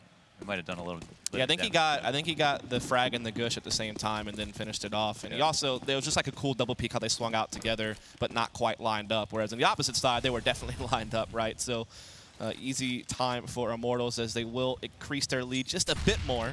We'll see what Liquid can do off the back of these upgraded pistols. Can they find the same luck as Immortals will be the question. 3 towards B. And set up to deal with the crossfire. It's Immortals to just lay down some suppressing fire and make sure that Liquid aren't pushing anything aggressively, holding that Halls push. The only way to properly watch it from all the way in T-side apps. And funnily enough, they're using the exact same setup that Immortals was using versus them with this oranges and the pot flash. Could certainly be powerful. Like I said, it can be an angle that sometimes you're just not wary of, and it can definitely catch you off guard. But in the meantime, we do see Immortals looking to try to get that first level of mid, essentially, just trying to get towards brackets, try to start getting something going. But great plays here from Liquid thus far. They actually had the man advantage right now. Twist inside the pit, trying to stay alive with this deagle, as we do have a wrap going around Arch. Ooh. And that's a nice 1-deag from Twist. Well played. And now he gets another onto Lucas. Gives him a taste of his own medicine, and there's Liquid fighting right back. Wow, smooth moves from Twist as he gets that amazing 1-deag really off that player coming through Arch. And Liquid win another pistol round. Wow. You love to see those. Nitro also got that kill from the setup that Immortals used versus them. Now it's Immortals who are just going to be upgraded pistols this time. So again, we're playing that really scrappy beginning to a half where both teams are fighting correct up control. No one wants to concede. They want to keep investing. It's low risk to do so, essentially, until you finally maybe lose a couple in a row. Then you have to kind of think about things. As they're looking to get quick control of the apartments, they're going to be able to find it. Twist going to be hanging out on the Hall spot, as we mentioned. So confident there. Nitro getting that opening kill, and now that they've got that, you don't really have to play for as much map control versus the anti-ecos. Sometimes you don't want to fall back too soon because you don't want to let Pistol's group explode. Here's Steel. Whoa, Twist gets really aggressive in Halls, and Steel gets wall banged to get him finished off. One of the good things about the new Inferno, much easier to pull off those wall bangs. I'm trying to see Liquid close this thing out if they can. So far, so good, as Elige and JDM will have little trouble putting that 7th round on the board. And so the gap is becoming smaller. Liquid starting to creep back into this now. It was something they were trying to do all first half, and every time they would make the first step forward to doing it, Immortals would kind of, slam the door in their face. But now it seems like they're actually making some headway. Yeah, I mean, this would be tragic if Immortals were actually after that pistol getting eco'd, maybe put on tilt a little bit and end up losing that. Do you have to go that far down mid to throw that nade? Wow. Good B control, though. Lots of damage dealt. No one's getting anywhere close to a bomb plant zone. Almost all players are dead with no signs of getting a kill. Steel finds a way to find a P250 headshot, and Liquid, very clean couple of rounds. Probably have a lot of money here. Yeah, we're talking, wow, we have 9K, 8K, 7K, 6K, and then 3K on Twist. So they're going to be able to buy even if they lose. Yeah, and Immortals is going to be able to buy this round, of course, but if they lose this, I mean, even with approaching max loss, they're not going to have nearly as good of a buy in the next round. So this is where they have to start doing their work if they want to hold Liquid comeback off a little bit more. As Immortals going to just open things up fairly default. Bolts really loving to play this B side of the map, and so does Henny. Kind of tagging it up together here. I think one thing that was a really nice highlight for Liquid is they had a lot of rhyme and reason to how they were adjusting on T-side. And for Immortals so far, look, a very strong individual play as Henny makes his way through B, but Nitro to trade it just barely. Almost getting that double entry at B side would have really changed this round up. But unfortunately, it's been equalized.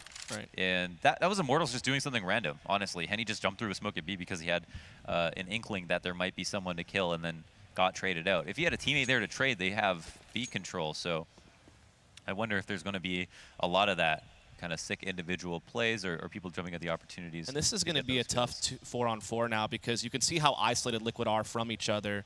You know, if one side falls, the other side basically has no way of rotating to actually have an impact. Like, it pretty much has to just be a sick hold about whatever 2 players are called upon. It looks like it's going to be those 2 players inside the pit as we are seeing Immortals make their way up middle. It's going to be on Twist and JDM here with these UMPs to try to hold firm because, again, that rotates so far away. No one's even started budging towards CT spawn. They're just deep in the construction in new box. A lot of pressure being put on them right now. Liquid Twist is stuck in the pit. He started to take a little bit of damage. Just pushed into an awkward spot. Bolt gets a kill. JDM trades 1 for 1, but now there's only 2 players on the rotate back. FNX has library control, and both those players are at B. Yeah, they will collect a couple of guns over here at Banana, but I'm sure the idea here is just to hold on to these. Even though money's pretty high, there's really no way back into this round, so it's worth just saving even more money by having these guns come over. So it is going to be Immortals putting a 12th round on the board. And so they will respond to that winning streak with a round of their own. As Nitro having some fun here with the chicken. Whisperer. Don't do it, man. Oh my gosh, he almost just killed that chick. Someone call PETA. I feel like he whiffed. I think he was trying to kill that chicken. That would be pretty embarrassing if you whiffed the chicken. Don't do it. That is a brave chicken, man. There's all this fire's going on. He's just walking up to you while you have him. Well, actually, chickens are really stupid, and they can't tell if someone's going to try to kill them, so. We could take it that way, too. Fair enough. 12-8 now your score, but Liquid are far from out of this. They have a lot of money, and they have just come very close to winning a round. I think it was surprising that Immortals were able to pull that one out, but top rack control was really strong in that situation. Twist and Pit with an ump was kind of a tough spot for him to be in. He ultimately got flushed out, so it didn't matter what gun he had probably, but even still. Maybe he could have been better off, more aggressive in halls with the setup with his teammate up in long haul, for example, and lane is a lot less useful when you don't have halls control.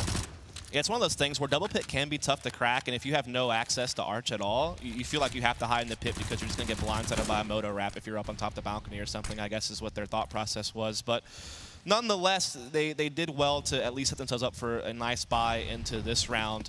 As again, it's just fairly default right now. Apartments control being taken by Immortals as well. Trying to take top B as well, and Bolts will line up one, but Nitro again there, the trade. He's kind of been the safety net at B. Every time it looks like it's about to topple over, he finds that one kill that's needed to kind of hold on to it and give his team a chance. Meanwhile, Lucas working really hard on this lane area, just barely misses out on it. Stanislaw able to get away, but still, can he catch the fallback from the Apartments?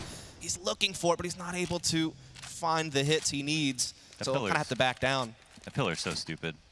The pillar at lane, like it's just not fair. Nice pick from JDM. Out ops, was FNX peeking with a rifle? I don't know if he picked up an op there, but whatever, that peek is destroyed. Man advantage retained for Liquid. 32 seconds remain, and it looks like Immortals want to try to go into the B site. JDM has repositioned and now repeat into another rifler. Steel's unable to capitalize, and now he can fall back to safety. Steel has no way to win this round. Yeah, this is a tough crossfire to get through. It's not going to happen. Nitro going to connect the dots there, and so it is going to be 12-9 now. Still in favor of Immortals, but they just had their economy reset. And so that's obviously going to be difficult to deal with as Liquid, you know, they've certainly been building up bank, and they're right on Immortals' heels at this point. And it's good to see JDM's op coming alive. That's what you want to see. He definitely had a tougher time in that first half. Yeah, and whenever we watch a highlight reel like that, we want to just see JDM in 5 different spots. If he's getting all those kills, every single one should be from a new angle. And that's not a criticism of him because he does move around, but in general, he should be making presence on all sides of the map so Immortals don't feel like they can just aggress and take like banana control or take top mid for free. It's up to him to have that impact. And now Immortals are on a save. It was almost worse for them that they won this last round for Liquid to come back and and to take all the rest of their money. I mean, it's certainly true that it's no surprise that some of the best CT operators in the world are operators like a Device or a Kenny S that move around the map. As soon as they get a pick, they're somewhere else. Device is very famous for that.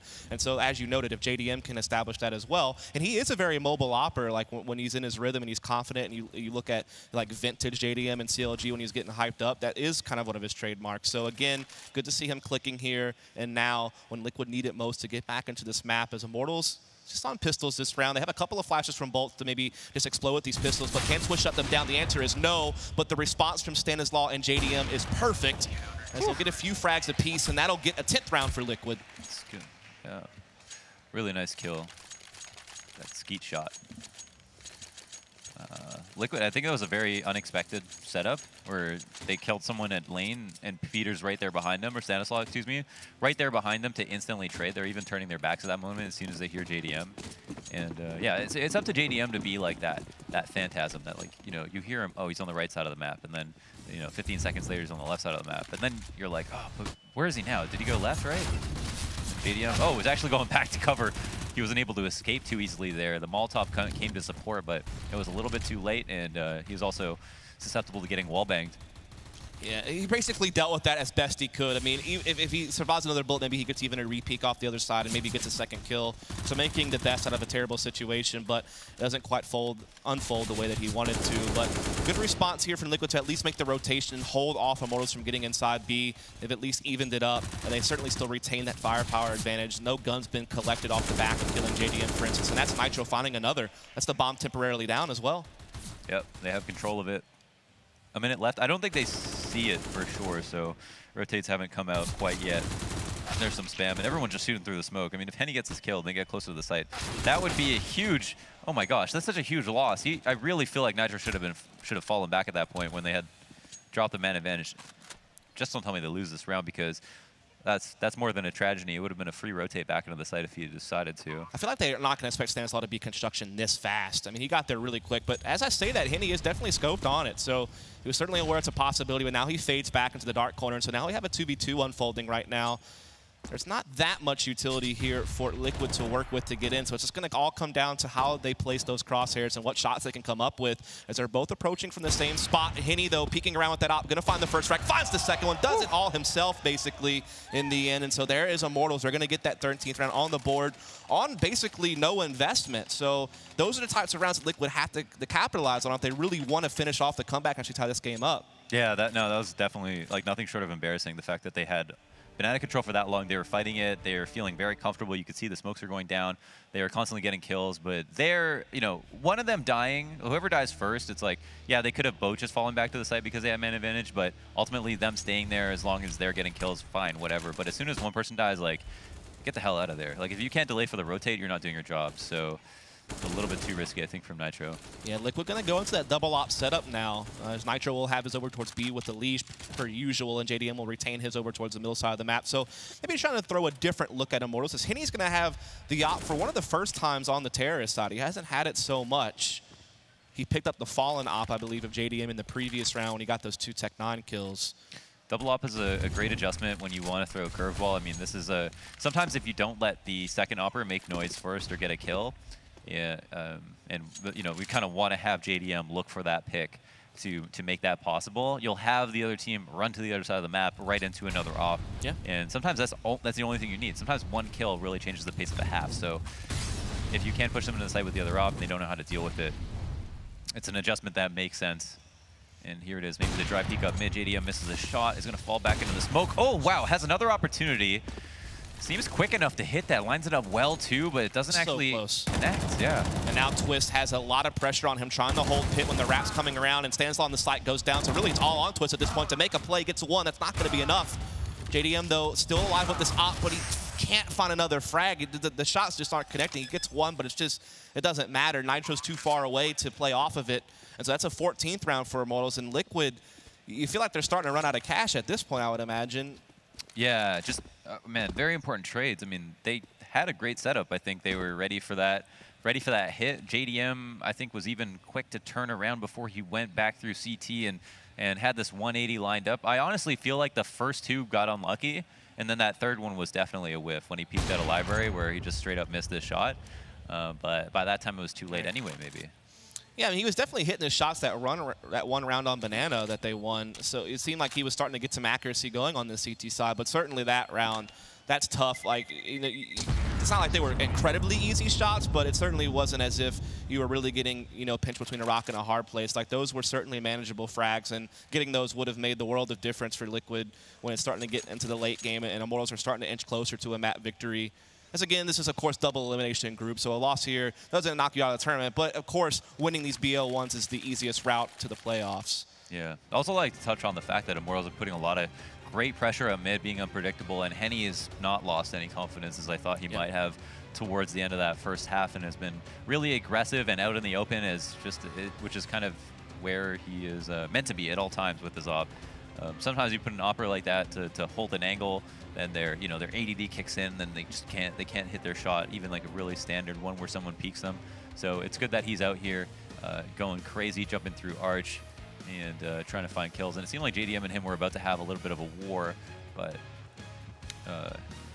Henny comes out the better, or the victor. There's just a better frag distribution over on Immortals. Again, everyone's really pitching in on that team. You know, obviously, Henny's been like the one that really sticks out, but it's not as if the others are far behind. I mean, you know, a guy like Bolts or a guy like Lucas are, you know, pretty much right behind him in the numbers. In the meantime, you go over to, you know, the Liquid side of things, and you know, yeah, we're starting to see some of these guys come alive. Like Elige has always been kind of behind Nitro. Now you're starting to see Stanislaw play a bit better on the CT side, but you're still really kind of missing Twist, I feel like. And while JDM's numbers overall are getting better, I feel like around like the one we just saw, he was missing some really key shots that, you know, really need to be hitting, especially in the position that he's playing. Like, your best defense against a Moto Rap when you have an Opera alive is that op, and he's just not connecting the bullets. Yeah, exactly. You know, Twist got a little bit too overzealous, I think, with his peek and pit, too, after he got the first kill, and then decided to swing wide versus Arch, even though a part of him knew that Henny was there holding it, you know. Just psychologically, you have that. But sometimes when you're not hitting shots, you get a little bit too aggressive. You know, you're not hitting shots, so you're like, I just need to get something. You know, I got to get something going, otherwise I'm not going to feel good. If I play too passive, I'm just going to die again, and that puts you in a really bad rhythm. And if you're playing Pit, which is the single most important spot probably on Inferno, then you're on CT side of Inferno, then you could be giving up rounds. Right. As we are going to see Liquid coming off the back of that tactical pause, bought up what they could. I mean, it's going to include some incendiaries here on Elige and Nitro, who are the two normal B players. So you got to wonder if they want to try to assert themselves with Elige's UMP, try to deny that banana control, and see if they can't find something there. That's really been where all the early battles have been fought, is right in this area. As we are seeing Lucas begin to creep up. A nice pop flash. Nitro's stuck way out on open space. He finally gets back. He's staying alive as best he can, but they're really getting pushed back together here. They're stuck in this corner. It's going to be so difficult to hold on as the boost comes up from Steel. He's going to take out Elige. Now it's just Nitro dancing around the smoke, trying his best. He does get the frag on the Lucas. He's staying alive as long as he possibly can. Does even find the second frag, so I mean, he's basically doing everything he possibly can at this point. Somehow he's still alive. I'm not sure how. He should be on that TWC show at this point. The fact that he's still floating around, and it's made so much difference. Look at this rotation coming in. Now Liquid seems to be clicking in this round, and Henny, would be just unreal 1v3 if he can do it, and he can't. Well played by Nitro, dude. Excellent decision making from Nitro. He even got put in a really awful spot where he used like almost 20 of his bullets trying to kill Steel, who had like 15 HP. Like, here's that whiff that turns into, all right, just peek a little wider, guarantee this frag. Moves back into another fight and is able to catch him off guard. Steel goes down. Really good, just really good decision making. And also those two initial Molotovs to make everyone so low in the first place that Immortals definitely planned on pushing through. That is a really rough way to start this round, though, as Henny, the T-side offer, gets the better of JDM. That's a big victory for Immortals. Yeah, Twist will now pick it up. And he's certainly a guy who toted around the second op for Misfits, and he's done it for Liquid at times as well. So it's not as if he's incapable of still making sure that this gun has some type of impact in the round, as he is going to peek apartments, but he misses his shot on the Lucas. Oh my gosh. I was kind of building him up a little bit, trying to see if he could come through, but to no avail, as Immortals are now knocking on the door of map point at this point. Liquid going to have a tough time fighting back. Oh, is there an op posted on him at all? So it looks like, yeah, a little bit there. And Leech goes down on the site. Lucas actually gets the double entry, and this could be for match point right here as Nitro has to rotate in. He's got very little hope of winning this round, and they also got not that much money, so it seems like he's going to try to hold on to this. But the hardest part about this is that Immortals have some money now, and he's got an op, and they want to kill him, and they probably will find out very quickly that he's not going to want to go for this retake. here they are moving out all the way down mid already, full speed. And this is pretty much the worst time you could have your money reset if you're Liquid. Is right when your opponent's approaching map point. You know, you're running out of time to come back. I mean, that's really been the story of the entire game, hasn't it? It's just every time Liquid gets close, it just gets pulled away from them. Something goes wrong, and now even the op doesn't get saved. So 15-11, Immortals looking pretty good to take their first map of the tournament. Liquid will have to respond with 4 in a row to force an overtime. Yeah, it's not looking good. I mean, the fact that they've actually had some bad conversions. The thing is, both teams have lost, I think, 2 versus pistoling players on both teams, right? Both sides, excuse me. So, I mean, it's hard to say that even if Liquid like come back and win this, that they're not susceptible to losing at any moment. Here's the opening. The opening engagement is trying to be initiated by Henny, who looks up mid, but no one's there to peek him. There it is, Stanislaw to give him a shoulder, but no kill is made.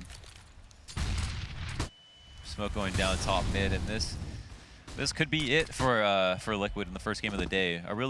Definitely a toss-up. I mean, and on paper, it looked like a huge toss-up, but we see Immortals actually looking quite good, quite confident. It seemed like they were almost about to blow a lead, and now have just almost secured the win entirely.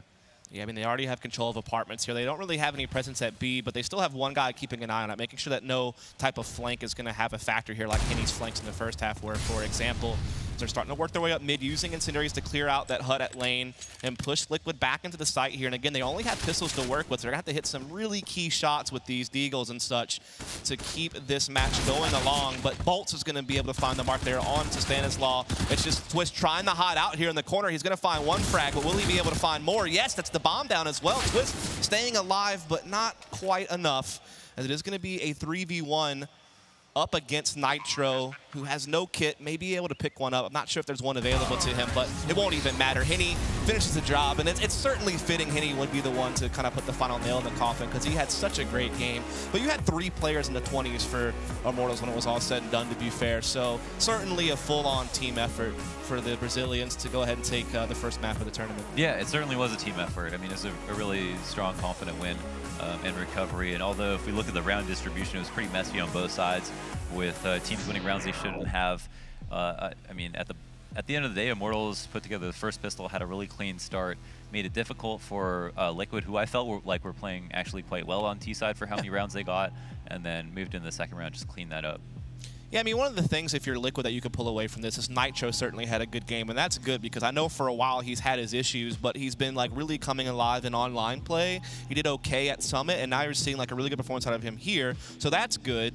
You know, even some of the slow starts like Elise and Stanislaw eventually got their act together, but there was definitely some problem areas for Liquid. Whereas, again, you look over at Immortals, and it's hard to find like a player who really struggled throughout the entire game. Like, it felt like, obviously, Henny was a standout, but again, you had 2 other players in 20s, and the other guys weren't too far behind. They played a good game of CS.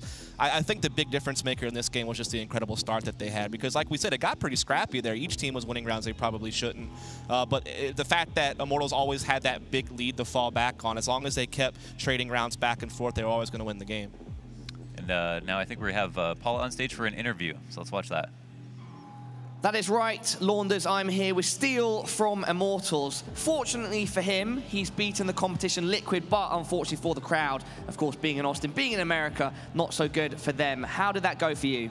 Yeah, man, it was a good victory because Liquid is always a tough match for us, but we were doing good against them online, and I mean, yeah, it was a good victory to start the tournament. Yeah, I mean, what are your expectations coming into this tournament? Because there are a lot of high-quality teams here, and there is a lot of strong competition. So where are you hoping to place? The first thing, obviously, is to go out, like to go to the playoffs, to have the chance to play like the best of 3s. So, I mean, man, for me, I want to be at least on the final, but it's going to be tough as always. Talking a bit more about Liquid, did you expect to see more of them in that game? It was quite a long game. There are a few interruptions. How did you keep your head in the game? And yeah, what did you think about your opponents? In my opinion, they were playing good. They have like a good T side on Inferno, but we imagined to do like 10 rounds in the first half. So, yeah. And talking about Inferno then, do you feel at this point you guys are very comfortable on the map? It is kind of at this point playing like the older version of it, 10-5 or maybe 9-6? I don't think so. Actually, T-side on the new Inferno, it's been like really good. really easy to play. So I think it's more balanced now. And yes, it's one of the our favorite maps. So we feel really comfortable playing Inferno. All right, and then finally, who are you hoping to play in this competition? Who do you think your main competition could be? I think it's gonna be G2. G2, in theory, is the strongest team of the tournament. All right, well, congratulations, Steel. You can head off now and join your team. But don't go anywhere if you are watching, because we are going to head straight back to the desk. Great stuff getting to hear from Steel, as we do see a Brazilian win here in day one. LG couldn't, Immortals can, Liquid fall, and so do my predictions and my win percentage. Joining me is Vendetta and Adren. It's actually untrue, Alex. Your win percentage did not fall. You're smart. You're a smart man. There he is. The smart Norwegian joined by Adrenaline. I'm just gonna. Can I just call you Adrenaline? Can we go? That's fine. Is that okay? Yeah. That's actually much easier for me. Yeah. Because with my horrible English accent, I just read it. Adrian. I got you. Thank you. I appreciate you. So Liquid have fallen. Now, this was an expectation from both of you on the desk. I know that you said, actually, we'll start with you, Eric, because you did mention my gut's telling me Immortals, but your heart was telling you Liquid. Where was that justification for Liquid's win? Was it just a question of one of those individuals showing up? And I mean, Nitro kind of did. Well, Nitro was, yeah, he was insane. I think he almost dropped a 30, or he ended up dropping a 30. So, yeah, but everyone else was very, very quiet. Like, Twist was super, super quiet. Besides that amazing one deke from Pit to Moto. Yeah. And they won that eco round. But besides that, like, Twist is pretty not on the server. So, not enough people showing up on Liquid. And it was kind of a really scrappy match in terms of pistols just being super powerful on Inferno, because all the close choke points, it was just like, just the rounds that people should be winning, they weren't being won. So I mean, is that your opinion as well, that these pistols are especially powerful on both Inferno? What other maps would you put in that category? You think of maybe perhaps Nukes? Nuke could be. Yeah, Nuke is definitely pretty close to Inferno, because in terms of like ramp, you can be close, upper you can be close. The one part you can be far away from is outside, but then you have to go either into secret, mini, or heaven. So you can get that far distance at first, but yeah, you're going to have to face the music sooner or later. And 10 rounds on the T side, Halvor. Immortals just kind of wormed their way into Liquid's defense. No, on the CT side. Excuse me, CT. Yeah, no, I think it was, funnily enough, they did it through aggression in a lot of ways. They got off to that hard start that, both Launders and Dust mentioned, and they did so with the two twins that, sync between the. I'm telling you, man. Yeah, no, it's a real thing. It seemed like it, because they were rocking Banana for the longest part of it. I think they got to the point where they felt a tiny bit overconfident. Yeah. Maybe, so you started seeding up not so favorable trades, which allowed for Liquid to get in on that B bombs and play after plant positions. But to start things off, it looked very, very promising for Immortals, just how they approached it, and you can see that Henny has so many ways of just finding ways to get around smokes, or get over smokes for that matter, and just find that opening pick and then just being happy with it. And that's all he needs. And that's going to put Immortals obviously at a massive advantage. It did seem like JDM was struggling to find any way to make an impact in that game. I mean, if you were reviewing that with JDM, is there any kind of words of advice of where he could be taking that orb, how he would have been playing it differently from you, Eric? Well, I think he did float around quite a bit. Yeah. He was at middle. He was throwing like a pop flash in middle, trying to get he was trying to get a pick in the middle, see something happen. He wouldn't give middle that easily. He would still try to fight for middle, go for that first pick before falling back. You saw him at Banana one round, holding it passively. So I think in terms of floating and his impact, I think it was all right. I mean, there was one round that sticks out to me that he really kind of fluffed some shots. Okay. Well, they ended up going arch side. I think he missed 2 or 3 opportunities. They got pushed it was down. a really big round for them, but in terms of his overall performance, I thought he was generally fine. Yeah. So positioning was not a problem. It was just a question of actually just hitting those shots, which will perhaps come later in the tournament. Yeah, no, hopefully. And I think it is also part of, obviously, with the shaky start that Liquid have, obviously you're not going to establish a solid economy at any given point, which again, is troublesome for an opera if you can't get enough opportunities to actually, wield the gun in itself. And if you end up in that one bad spot the first time you buy an op, you might play more defensively and that kind of stuff. And I think we both agree with how you need to play, for instance, Banana, and that's where we're seeing most operas being taken nowadays, really on the new Inferno. I prefer the opera to be Banana in this version. Yeah, and I think they have to play, a tiny bit forward. I'm not necessarily I don't think it's going to be too effective if you just end up playing from from angles like we've seen being possible before when you had that little cubby, you know, towards the pool area and so on. Yeah. Right. So I think you need to take more of an assertive role, and obviously that's tough to do when you have a limited economy. You kind of want to play as safely as possible in that scenario. I mean, I do hope we have another Inferno today, because I'd love to discuss it further, you know, your thoughts on the map, etc. But we are going to be taking a break now, because we've got to get ourselves ready. Players are already on stage setting up for our third game of the day. Another best of one this time. Gambit and Heroic are going to be clashing horns, and it's going to be coming up right after the break.